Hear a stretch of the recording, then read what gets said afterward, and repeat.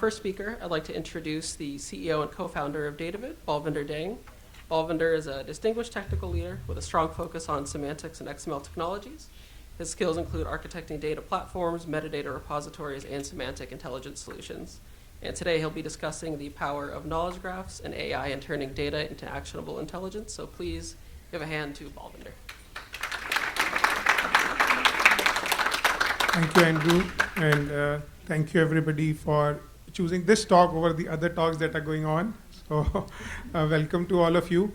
So a brief about, Andrew already introduced me, a brief about me. I've been using MarkLogic as a user since 2009. I've been in the technology industry for more than 20 years now, but a MarkLogic user since 2009, so about 15 years now.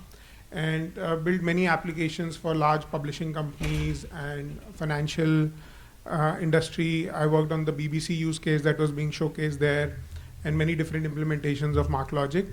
I'm an ex-MarkLogic consultant. I used to work for MarkLogic from 2014 to 2018. In 2018, I co-founded Datavid along with my other co-founder, Sylvia. And we have been focusing on solving the problems that technology like MarkLogic and Semaphore solve best, which is where you have large amounts of structured as well as unstructured data, and you want to draw meaning out of that data and transform that data into actionable insight. So that's what the talk is going to be about, and we're going to showcase some of the use cases that we have solved for our customers, as well as a demo. Keeping my fingers crossed, as live demos goes, hopefully it goes fine. So just one slide about who we are, and then I'll move on to how knowledge graphs and AI can help you transform data into actionable insights. So we are about 110 plus. We started in 2018 with 2 of us. Now we are 110. 25% of the company is ex-MarkLogic. So we know each other. We are friends at work. Used to like solving these problems, so got together and started building this organization. Another 20% of us are MarkLogic certified, or customers like you have come from customer background, have implemented solutions with MarkLogic, and now working to solve further challenges and business use cases for our users and for our customers. We have set up in nearshore and offshore. So we have set up in Romania, as well as in India, as well as in Philippines. And we are slowly expanding our footprint in US. This is the total number of enterprise customers we've worked with. It keeps changing with some coming back and working with us on different use cases. And we have a very strong focus on customer success and customer retention, making sure the customer gets the value for what they're investing with us, as well as the knowledge and expertise that they are paying for a consultancy like us. So we are a data intelligence consultancy, and we specialize in extracting business value from structured and unstructured data. What that means is, our consultants have deep knowledge in transforming data, which is raw data, into intelligent data, which is insights, right? And to transform raw data into intelligent insight, you use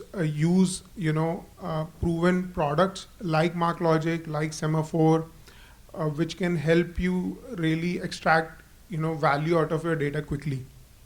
And we leverage your domain knowledge, which is customers' domain knowledge in different domains. And we have some expertise in domain knowledge as well with our consultants. And we use proven technology to deliver customer success. So moving on, Kathy Wood at ITK said this, that the winners of AI will be those who know how to use AI and have their own private data. And this is slowly becoming true. All the knowledge industries, and I have a slide here where I'm specifically talking not just about AI, but Gen AI. All these industries, will have a lot of transformational impact for their customers and for their users in the applications they provide, in the solutions they provide to their users. And I think AI is going to be a productivity booster for humans, just like computers was in the 80s and 90s, right? Of course, there is all the talk about, efficiency and the impact it's going to have on the type of jobs.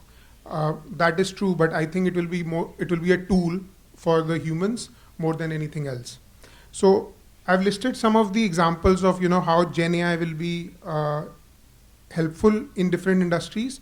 So in healthcare, in medical, as a medical diagnostic assistant, or for drug discovery, in legal for contract analysis, in pharmaceutical for knowledge management and managing research information, finance for fraud detection and prevention, in publishing industry for building insights engine or building knowledge based search platforms, and so on and so forth in under industries as well.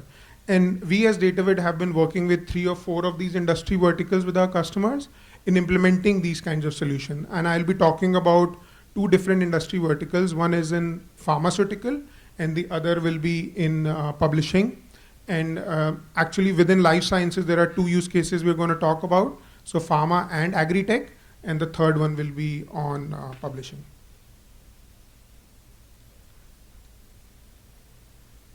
So George Santayana, he's a very famous Spanish-American philosopher. He said that those who cannot remember the past are condemned to repeat it. So he's putting the focus on the knowledge that you have within an organization and how important that knowledge is to implement future solutions for your users and for your customers.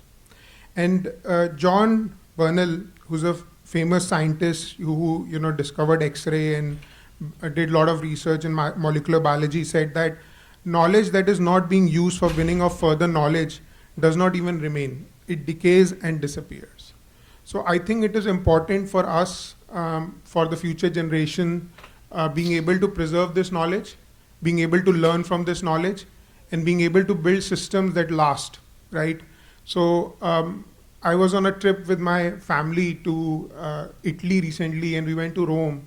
And we went for a small tour, which was a virtual tour of the Rome, as it was, 2000 years ago, and it showed the history of Rome.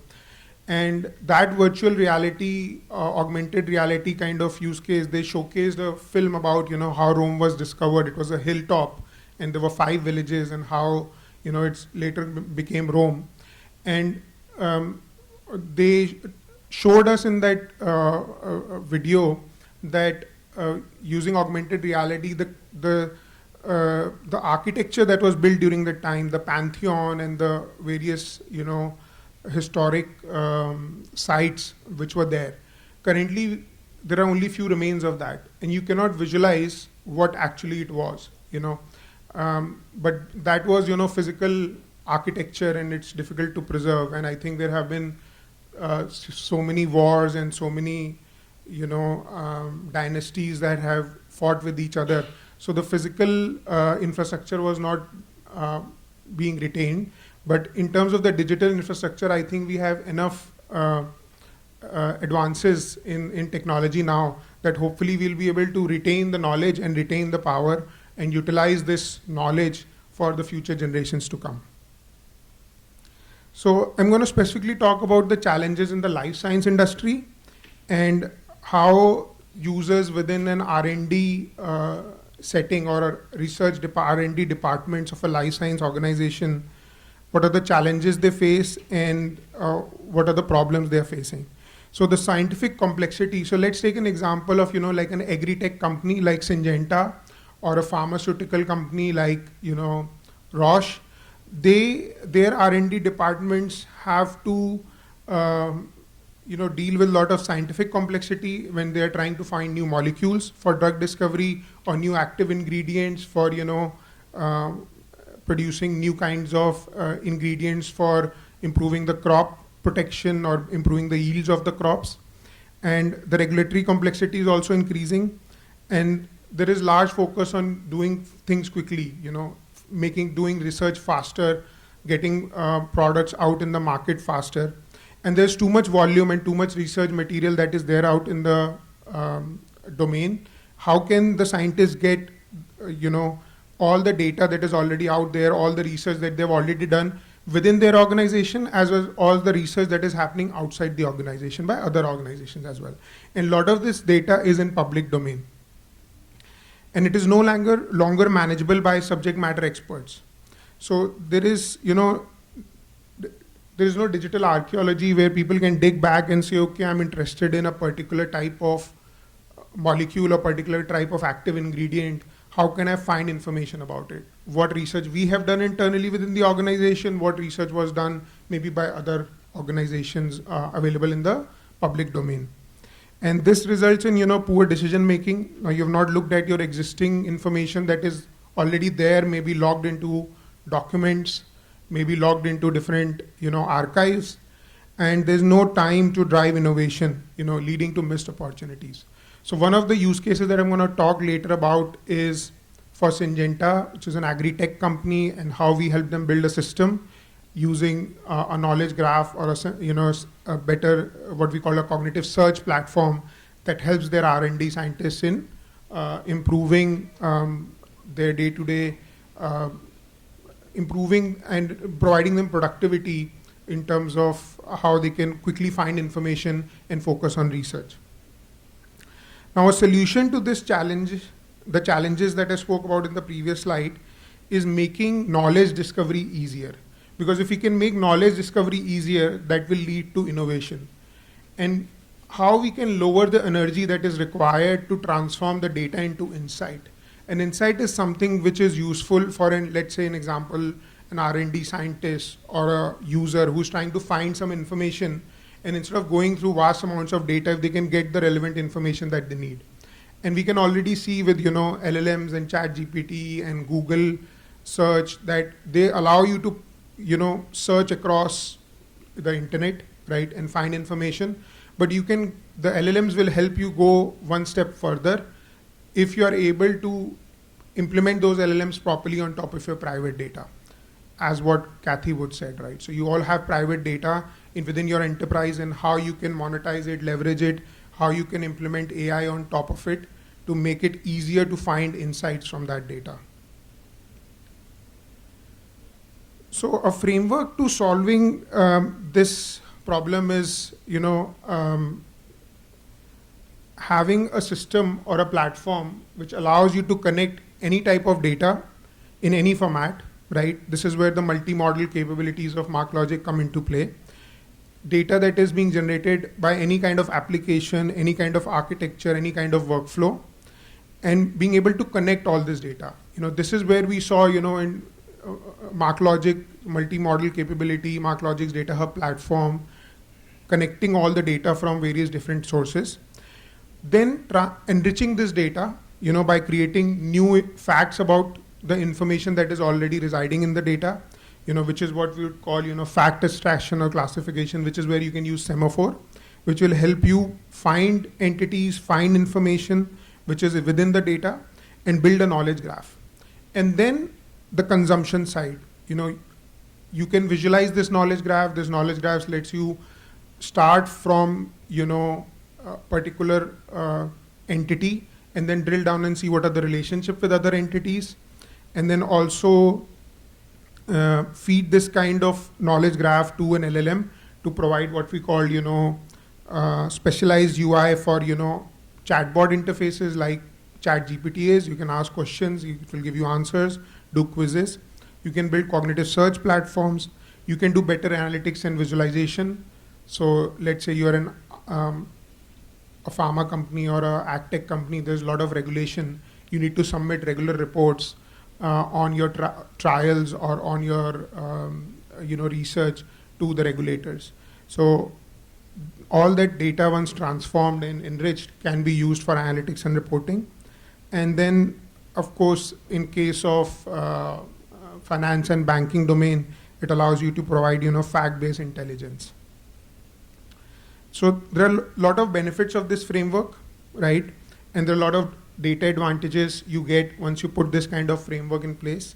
So once you've connected your data, created, and you start building consumption applications, so you build in, MDM kind of application, you build in knowledge graphs, you integrate generative AI, you'll get a lot of data advantages. The few of the advantages are listed here, once you enrich your data, you sort of put the context to your data. You contextualize your data. It also improves the quality of your data. It unifies your data. And a platform like MarkLogic with inbuilt, security features and governance features allow you to really manage how the data is being consumed. It results in better outcomes. It gives you trusted AI that you can trust. Matthew showed an example of, comparing a normal LLM with, trusted AI built on Progress Data Platform. You can see where the information came from. It was giving you the lineage and the provenance. It helps you making smarter decisions, build better applications for customer experience, as well as drive new product innovation if you're trying to monetize your data and sell better value to your customers. And yes, Progress Data Platform allows you to build such a framework and implement it within your landscape. Now, once you adopt such a framework, it results in many different shifts within your organization, right, and many benefits. First of all, it simplifies the data access across your organization. Data is in one place. It's modeled in the knowledge graph. You are able to go and see what data is there, and it accelerates the data-driven decision-making within the organization. And it also helps you scale innovation within the organization. The investments that you're doing in Gen AI or in LLMs, you're able to see the value that you're getting out of it. And based on that value, you're able to make further decisions on how to invest and what benefits users are getting. And these 4 shifts, right, is something which requires change within an organization. And in large enterprise organizations, it takes time. But I think these will result in, more innovation within the organization. Now I'm going to talk about how you can integrate LLMs with your own private data repositories or your knowledge graphs. And there are various ways, there are various options. And I'm going to briefly, discuss few of the options and what are the benefits of these options. So one of the options is, you can take a base LLM, fine tune it with your own data, and then let users ask questions against it. There are some pros and cons to this particular approach. So there are hallucinations, of course, because it is dependent on the base LLM and there's bias. It is expensive to train and maintain because every time the base model will change, you'll have to change and retrain your model, as well as access control is hard to implement, right? Because let's say you currently have a knowledge management system within an R&D organization where you have fine-grained access control, you have what we call entitlement model, where you say users coming from a certain part of the company are only able to access certain type of data. Or for example, a publishing company, if they have a full entitlement model, okay, certain library has access to certain journals and users of that library will only be able to access that data. If you are now start providing LLM integrated capability, which is based on this particular option, you cannot control that fine-grained access control because the answers will come from all the data. You cannot limit it. So there are some restrictions with this particular approach. The second approach is, resource augment generation using vectorization, so you create a vector database with all of your data. And so feed all your data documents into LLM, create a vector database, and then let users query this data. Again, there are pros and cons. There'll be some hallucinations and bias. If the model changes, you have to re-vectorize all your data and maintain it every time a model changes. And again, access control is hard in this particular option as well. The third option, and there might be many variations of this option, but the third option that we heard in the morning in the main hall when Matthew was explaining, using RAG, using knowledge graphs, which we also call graph RAG, where you will use you can use MarkLogic as well as semaphore technology to enrich your data, tag your data, build your knowledge graph, extract all the entities. You can bring in your custom ontologies and taxonomies, use them for natural language processing for named entity recognition and building your knowledge graph. And then you can feed based on the user queries. When user asks a query, you can feed this subsection of a graph to the LLM and use it for answering the question. Here you get more benefits. It's your private data. You have full access control. The data is in MarkLogic. You get all the features of MarkLogic security model. You have validated this data with your own semantic knowledge. When you did the tagging, you would have provided your own bespoke ontologies and taxonomies. You use them for tagging all the information, and so and the information that this kind of a system will give will be highly contextual, and it will be specific information based on your private data which you already have, and it maintains the lineage. And I'll be demoing this later in the talk. And so the hallucinations are minimized and the bias is reduced, because you might choose to say, if you are not able to answer this properly from my private data that is already there in the knowledge graph, then don't give an answer. Just say, I don't know. So the comparison of this option, I already talked about, what are the pros and cons, right, during when I was talking about the slides. But you can see option 3 really simplifies the architecture. You already have existing investments where you have built data hubs, data lakes, data mesh, you've built your private data repositories or your private search engines. And what you're doing is just integrating LLM on top of it, right? Using on top of the MarkLogic platform. It's a simpler architecture. It provides you context on the fly to feed into the LLM, and it gives you the full provenance of where the result came from and where you can verify how the response was constructed. It gives you fine-grained access control and full access control and entitlement, and it provides you enriched results in terms of as it is built on your private knowledge graph. And as I said, it reduces hallucinations significantly. There are some cons with this approach. You have to create the context and provide, and this is where we feel that what is coming out in MarkLogic 12 EA about vector support will help, because you might still decide to maybe vectorize some parts of your data, but not all your data, and you'll be able to control it fully and say, okay, let's vectorize maybe most commonly used queries, right? If certain queries are being asked by all the users or all the users of the system, you might say, let me just vectorize the data or the response which is relevant to that. So with that kind of capability within MarkLogic, I think it will really be transformational in terms of how you manage. And I used to say, when I was working for MarkLogic, that MarkLogic's main power is it's 3-in-1. It's a database, it's a search engine, and it's a graph DB. Now it's going to be 4-in-1. It will also going to be support vectors. So it's really powerful capability coming out in MarkLogic 12. So we actually have a solution, an accelerator called Datavid Rover, which allows you to build a knowledge graph with Gen AI. It's a solution which is available on our website. You can see demos of it. I'm going to demo it briefly as well. And if you're interested, we can help run a pilot. We have few of our users running a pilot with this system now and testing it out.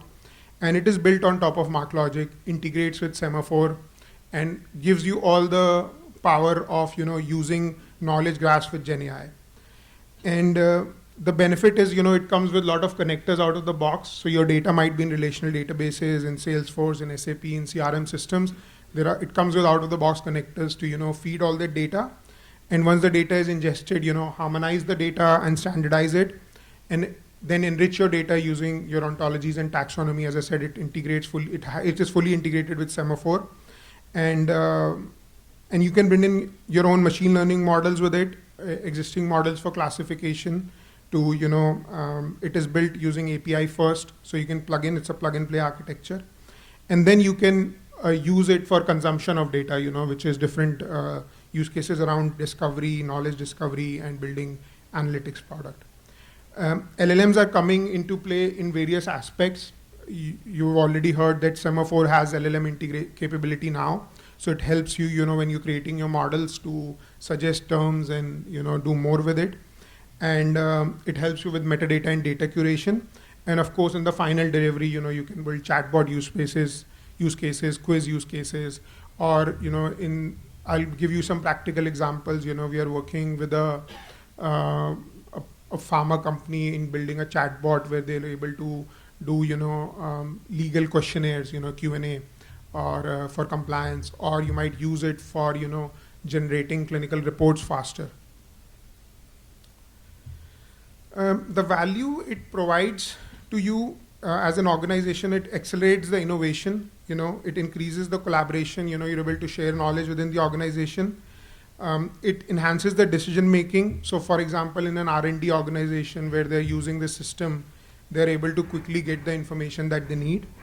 It accelerates the development time. The platform is, as I said, already built on MarkLogic and integrates with Semaphore, so all the capabilities out of the box. It has visualizations out of the box, which you can edit and change. And it overall reduces the total cost of ownership. So now I'm going to talk about 3 different use cases. So this one is from an R&D organization. Their R&D department have many researchers who, prior to this system was built, used to go to 10 different portals. They'll go to Google Scholar, they'll go to PubMed, medRxiv. They'll try to find information about a particular research topic. And this is an agri-tech company, Syngenta, and they produce, crop protection formulations as well as seeds, which are then used for by the farmers in, improving the yields of the crops. And the R&D teams used to spend hours trying to find the information, right? And legacy information was logged away in different formats, so OCR, handwritten notes, PDFs, PowerPoints, Word, Excel. This is a 100-year-old organization, so they had a lot of research where, the data was not digitized or digitized with those, handwritten notes in OCR format. And thousands of man hours were spent to find the information. And there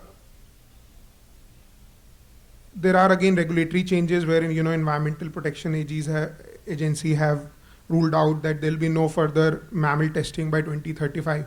What that means is that they have to do more with their existing data and their existing knowledge, and they really need to leverage existing knowledge to find information. So what we built for them is this AI-powered platform called Synapse. It's a new generation of search solution. It uses, NLP techniques, NER techniques, using, bespoke chemistry ontologies and taxonomies to build a knowledge graph, and then visualization on top of it, so that the R&D scientists are able to visualize the data, see the information, and then use it. And actually, they did some studies and said, it gives significant productivity gains. The amount of time they're spending, which they used to spend earlier in finding the information inside the organization, outside the organization, has significantly reduced. And they can spend time on innovation, using the key information, also ensures that they don't miss out any information, and they can focus on, the actual research. We have recently integrated LLM in this platform. They're currently trialing it. That bit of the release is not yet live on this Synapse platform, but it's in UAT phase where the users are testing the LLM integration. And we actually tried 3 different LLMs models and said which one will be better. So our team spends about 4 months doing a proof of concept with different LLMs to see which one give them better results. Because there are some bespoke LLMs with chemistry data which helps them find better information compared to generic LLMs.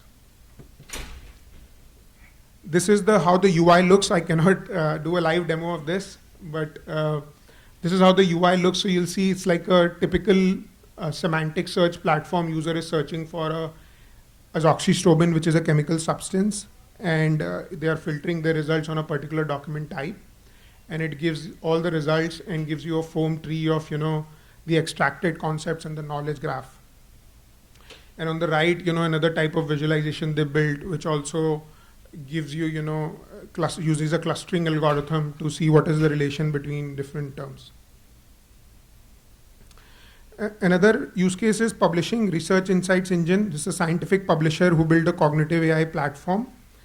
Our team built this within the minimum viable product in 6 months. There are large amounts of journal articles, and this system uses mesh and pubchem ontology. It uses both MarkLogic and Semaphore.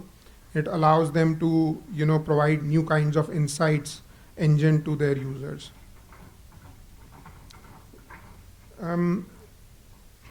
I think this multi-agent architecture is something I will come back to, but basically this is something we have been implementing with one of our use cases for our customers, where you have the knowledge graph on the left, and then you have your LLM at the bottom.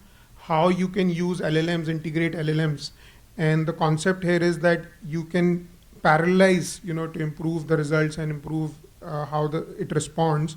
You can parallelize some of the work by, how the chatbot behaves. So in this case, we implement a chatbot interface, and it gives a better informed answer to the user. So I'm going to go into the demo now. Let me escape this. Okay, I hope you all can see my screen. It's a bit small, but this is Datavid Rover platform. It's a solution built on MarkLogic. You come to the dashboard screen. It's showing you the ontology. In this case, we have the co-work ontology and the disease ontology, which has been used to tag all the terms.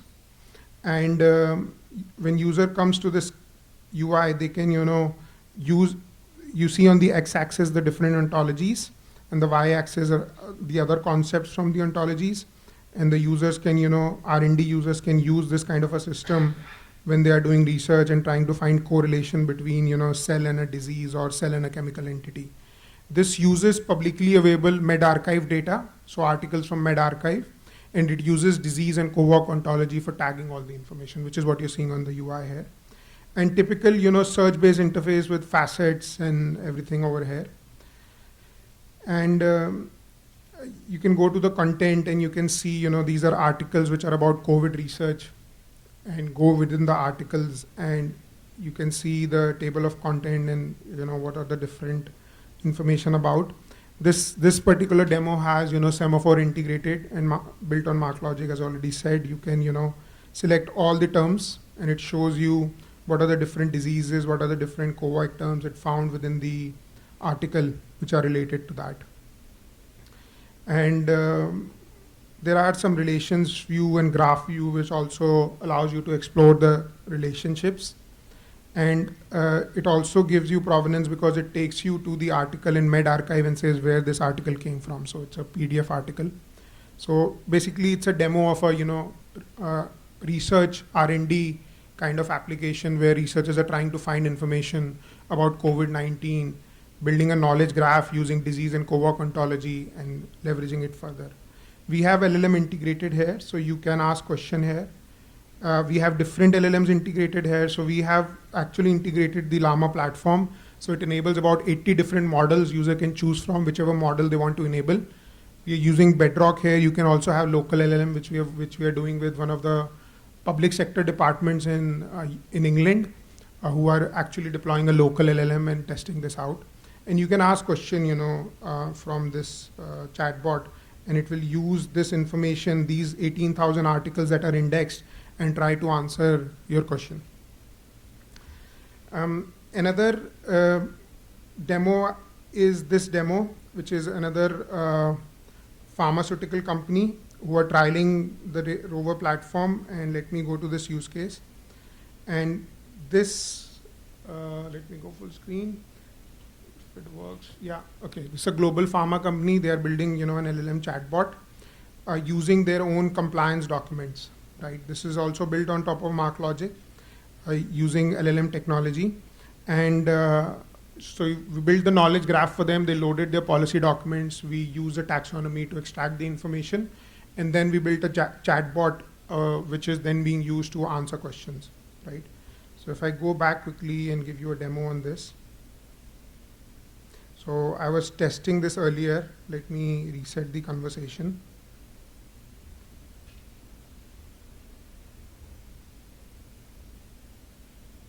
So an employee of this organization comes and asks a question, what is our policy on gifts? And it gives the answer from their policy document.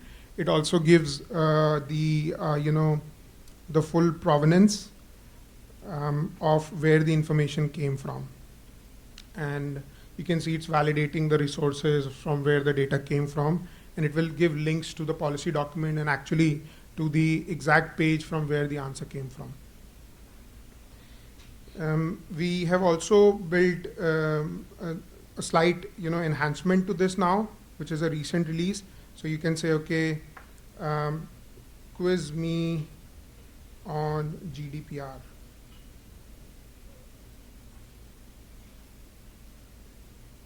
Let's see. So okay, so now it's asking me, it's quizzing me now. So first was a chatbot, you ask a question, it gives you answer. This is where you don't know, you're a new user, you can say, okay, let's play with the LLM and say, okay, what does GDPR stand for? So you can use it for compliance, right? So this is basically being built for them for their legal compliance team. They're a small team and they get hundreds of queries from their employees every day, and they have to look at various sources, say this is the answer. So building this chatbot, building this quiz interface, they can educate the employees as well as they can ask questions, and they're all the questions will be answered only from their data. It will not go outside, it will not hallucinate. If it doesn't know the answer, it will say I don't know the answer. So there is no point, there is no scope of hallucination. We are building sort of an admin backend for this as well, where you'll be able to say whether you like the answer or don't like the answer, whether it's the correct answer. So we are going to build like sort of reinforcing learning model behind the scene to say based on user feedback how we can improve it. We're also building some admin dashboard for this, so users will be able to say what portions of the policy documents to use, what not to use. So all that kind of work is going on in this particular pilot. So I think that covers. Let me go back to my presentation. I know it's being recorded on Teams. Yeah, so it will basically help in productivity gains for the policy team. It will, be giving a better and consistent user experience for the users, and it will meet the regulatory and compliance needs where they have to say, okay, how are you educating your employees? How are you making sure they know the different facts and information? There is some private data here. I deliberately didn't ask private questions to that chatbot because it's sensitive data. But the public data is what I just showcased you, which is publicly available. Yeah, happy to answer any questions.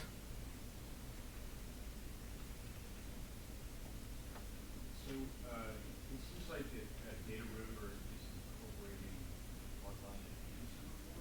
Yes, so it's basically a solution accelerator we built. It's been there for about 18 months. It is built on top of MarkLogic, so you need a lot of that capability.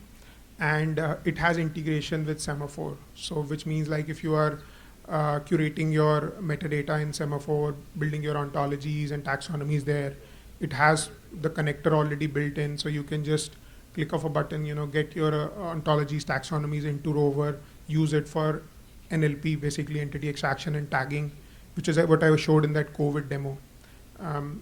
Exactly. So it uses both MarkLogic and Semaphore. So once you have it set up, you're spending more time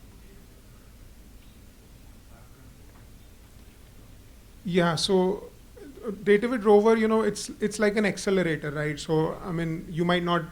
That UI is the sample UI, right? You might. That's like a search focused UI, right? You might want different visualization or different UI. So we have built different variations of it. So what we see is, if you're using Datavid Rover, you might be extending the UI or changing the UI based on your use cases, but in the background it has Semaphore where you can, curate your ontologies and then bring it to Rover. So the integration is there. So you can curate ontologies there, taxonomies there, then use it for tagging and everything in Semaphore using Semaphore's fact extraction, but then Rover lets you visualize it and search and, so we have a knowledge graph. Actually, I forgot to showcase that bit. There is, there is a bit of a, we have done some graph visualization also there. So let me come out of this mode. I'll be able to showcase that. So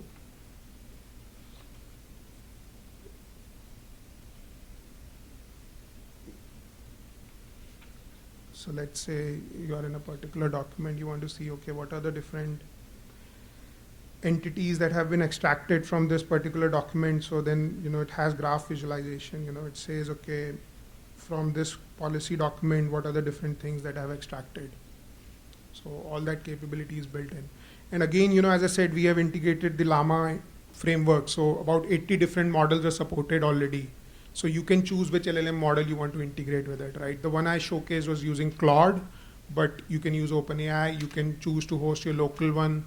You can choose any of the models, So it basically gives you the framework already plugged in already for you. And then you can start loading your data and start playing with it and start getting value. So instead of spending few months just putting the plumbing together and getting everything together, this accelerates the development heavily. And this was built based on user feedback. Like we were seeing customers starting with MarkLogic and spending time building the visualizations. And I think that's where MarkLogic is also going. That's why they launched Fast Track, right? So being able to easily visualize data. But we went in the same direction that, okay, let's build visualizations on top of MarkLogic, fully integrated on the platform, so you're able to leverage and start seeing your data quickly. Yeah. You mentioned about the fast track. So are you planning to use the fast track in the future? Yes, so we are going to evaluate it. It just came out. We have got a trial license now. So we'll be evaluating fast track, and hopefully we are looking to see if, better to integrate it with this so that, users get more benefit out of it. Yeah. Yeah, and you also mentioned about the semaphore integration with the MarkLogic. So are you using the data hub or using the MarkLogic during the curation and then doing semaphore? So for the integration with Semaphore, we have built separate connector using their API. The behind the scene data hub is also used for the curation bit. Yeah. When measuring the quantifiable impact of this type of solution you have, other than putting more time back into the researcher's day, what other metrics are you evaluating for a buying community to, maybe pitch it up to a CIO who isn't very technical? That's a very good question. So I think that starts with the business case, right? And generally, as a service provider, we are not involved in that sometimes, or most of the time, right? Because they want to do that analysis in the business case beforehand, right? Okay, what if we use this kind of technology or build this a platform? What are the benefits, right? Apart from productivity gains, what else? What are the KPIs and what are the metrics? So we are not involved at that stage. We know about them because if a business case is being built and we are getting involved, like for example the pharma chatbot use case, right? That currently they are trialing it, right? So we are building this, they are trialing, and we are adding new features every single day to that platform based on their requirements and feedback. So they are measuring this against other products that are there in the market to say how does this perform better and what are the metrics. Now, they haven't shared the metrics with us because, of course, that we are under evaluation there. Yeah, I just wanted to add to that answer that with pharma companies in particular, one of the key issues is time to market, because getting a product to market 3 months earlier can be worth hundreds of millions of dollars. So they never share that kind of number with us because they're afraid we'll put our rates up. Yeah. Do your customers have any preference regarding both for open source models or regarding security and data privacy? Yeah, a lot of concerns there, right? Everybody is concerned about, Can you repeat the question, please? Yeah, sorry. The question is, what are the preferences of the customers based on, open source model versus closed source models and different kinds of models that are in the marketplace, right? Yes. Yeah. So a lot of concerns. So, we are doing 2 trials, one with the pharma company, right? And they have their own platform, which they have built on top of, available LLM technologies. And our solution is integrating with their platform. And basically, so they are doing due diligence on the platform that what LLMs are allowed, what LLMs are not allowed, how they can use that data. Second use case, you saw the local tab there, right? So we're doing a trial with a UK government department, and they don't want any data to go out of their network, not even the queries, even though this is the RAG approach, right? So actually, you're not training the LLM in any way, but they don't even want to put contextual information into LLM. They are that strict about it. So we ended up hosting a local LLM within their own infrastructure. Okay, but this, but you finally put the context of the local So local means it's not hosted in the in any of the cloud. Yeah, it's not hosted in the cloud anywhere. It's hosted in their environment, completely closed. So typically, if you're putting questions to LLM, generally LLMs are learning from it.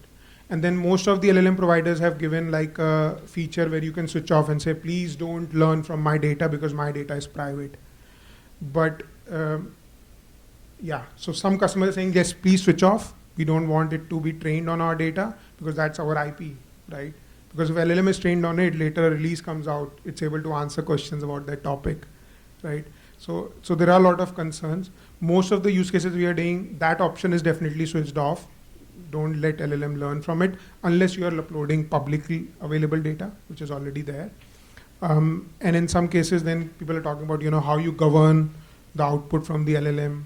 How do you make sure, it doesn't produce something which is harmful in any way, right? So there are a lot of governance discussions going around, right? And I know there are a couple of companies out there who are, spending a lot of time in building governance frameworks. The EU AI Act came out last month, and we were in a talk last week actually, Clive and I, with a lot of government bodies, and it's a public sector talk that how that AI Act will impact everything that you do with LLMs. So there's a lot of scrutiny and spotlight on this, how you use this data, how this will be used. So we, like everybody else, we are trying to learn, work with our customers, share our learnings, and learning ourselves from it. Another question: if you ever have a problem where when you get the context of the prompt, get the answer, so there is a limit for the context. Is there any issues where the answer is not on 100% or it's on 100%, it is not responsive to the context or it's out of context? Yeah, so this is where, I think I should get my engineering team. This is where this architecture, multi-agent architecture, is coming into play. So if you go out of context, right, how you can parallelize when you're working with LLMs and get the context back up based on the question of the context. So I know our team has done some work in this area. I cannot properly explain. Maybe I'll follow up with you later in a call. They can better explain how we have solved this problem. But yeah, we have come across limits on context, and then how do you solve it? So we've built something for this, or we're building and learning as we go. Yeah. I have a question on how you're kind of doing the user access controls on the knowledge graph. So in a typical reg sense, right, where you just have documents or chunks of documents, your users have access to the document or they don't, right? And so the chatbot essentially sees what the user should see. When you have more of the knowledge graph, right, now you have more of kind of abstract concepts, right, that might be derived from multiple documents. How do you go about deciding, which users have access to those different concepts within the graph? Yeah, so I'll just repeat the question. So how do you implement access control? Because if you're using knowledge graph, the entities are extracted, those are in the graph. And now you're away from the document, right? So you can control document level access, but how do you control access on the knowledge graph, and also how that information is then fed into LLM and the answers come in? So I think this is where, I think MarkLogic plays a good part, because you can actually put role-based access control or fine-grained access control on your knowledge graph itself, so on the entities that you have extracted. Imran can, yeah, he's nodding, so I'm saying right. So you can actually, when you build the knowledge graph, say what entities which user has access to. Then when you build this kind of interface and you build the chatbot, as I was telling you that, the chatbot will, I am logged in here, right? I'm a user, I'm logged in here. I will only get response from the documents that I have access to, or the knowledge that I have access to. If I don't have access to the knowledge graph as a user or to those documents, that will not be fed to the LLM. And I will say, I don't know, the answer to your question. So it fully gives you fine-grained control. And this again helps with the, that multi-agent architecture I was talking about, because what's happening behind the scene is actually, this is not straightforward knowledge graph we have fed into LLM. We are doing document search on MarkLogic, which is normal lexical search. We are doing knowledge graph search, which is, semantic search. We are feeding the two together, looking at the relevancy, and then giving the results. So it's both, and there is some vectorization as well. So, and then relevancy of which answer is better is determined on all three. So there's an algorithm that the team has put behind this for their use case based on what their requirement was. Another question. How do you preserve or guarantee the consistency of the response from whether only setting the temperature to 0, or like when someone user A answers the same question and user B answers the same question, they will get slightly different response? That's a very good question. So actually they're testing this now. The customer is testing this now. So setting the temperature to 0, right? That's one. And then how do you make sure that you get correct answer every time? What we have noticed is if you change the type of the LLM, you get different kind of response. So this is using Claude. If you were using OpenAI, you'll get different kind of answer, because the summarization, the language bit, varies from LLM to LLM based on how it has been trained. So to keep it deterministic within a particular LLM is still possible if you set the temperature to 0, remove all hallucination and say, just don't give an answer if you don't know about it, right? Don't generate anything. But across LLMs, certainly not.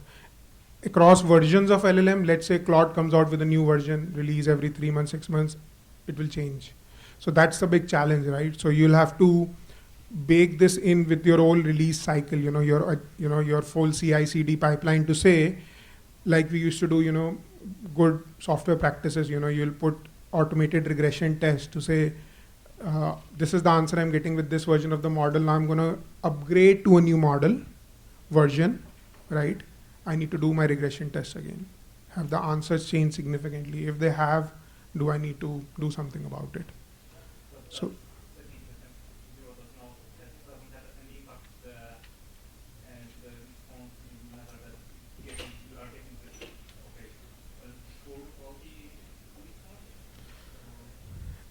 Again, I think I'll have to get my team to talk to you. They're doing this day in, day out. We'll be able to explain a bit further. Yeah, but I'm exactly as you said, because if you change those configuration, it behaves differently. So we have some learnings from it, right? And the team is trying to understand how it works with this particular use case. Okay. Thank you very much.